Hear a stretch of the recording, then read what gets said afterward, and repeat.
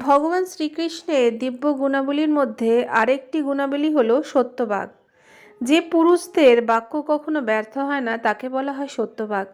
ভগবান শ্রীকৃষ্ণ একসময় পাণ্ডবদের মাতা কুন্তির কাছে প্রতিজ্ঞা করেছিলেন যে তিনি তার 5 ছেলেকেই কুরুক্ষেত্রের রণাঙ্গন থেকে ফিরিয়ে আনবেন। যুদ্ধ শেষ হবার পর যখন সমস্ত পাণ্ডবেরা ঘরে ফিরে এলেন, কুন্তি তখন তার প্রতিজ্ঞা রক্ষা করার জন্য কৃষ্ণের প্রশংসা করে বলেন, একদিন সূর্য শীতল হয়ে যেতে পারে এবং চন্দ্রকিরণ উষ্ণ হয়ে যেতে পারে, কিন্তু তবু হে মুরারি, তোমার বাক্য কখনো অসত্য হতে পারে না। তেমনি শ্রীকৃষ্ণ যখন ভীম এবং অর্জুনের সঙ্গে জরাসন্ধকে যুদ্ধে আহ্বান করবার জন্য গিয়েছিলেন, তখন তিনি স্পষ্টভাবে জরাসন্ধকে বলেছিলেন যে তিনি হচ্ছেন নিত্য পুরুষোত্তম কৃষ্ণ। ছদ্মবেশে 2 পাণ্ডবদের সঙ্গে সেখানে এসে উপস্থিত হয়েছেন। কৃষ্ণ এবং পাণ্ডবেরা এখানে ভীম এবং অর্জুন ছিলেন ক্ষত্রিয়, জরাসন্ধও কিন্তু ছিলেন ক্ষত্রিয় এবং সে ব্রাহ্মণদের অত্যন্ত উদারতার সঙ্গে দান করত।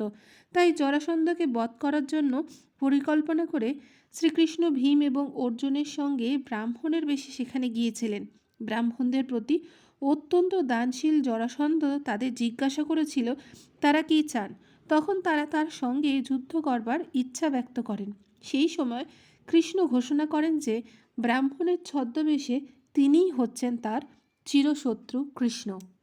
তাহলে দর্শক বন্ধুরা, এই ছিল আমাদের ভগবান শ্রীকৃষ্ণর দিব্য গুণাবলীর মধ্যে একটি গুণাবলী, যার নাম হচ্ছে সত্যবাক, অর্থাৎ ভগবান শ্রীকৃষ্ণ সত্যবাক।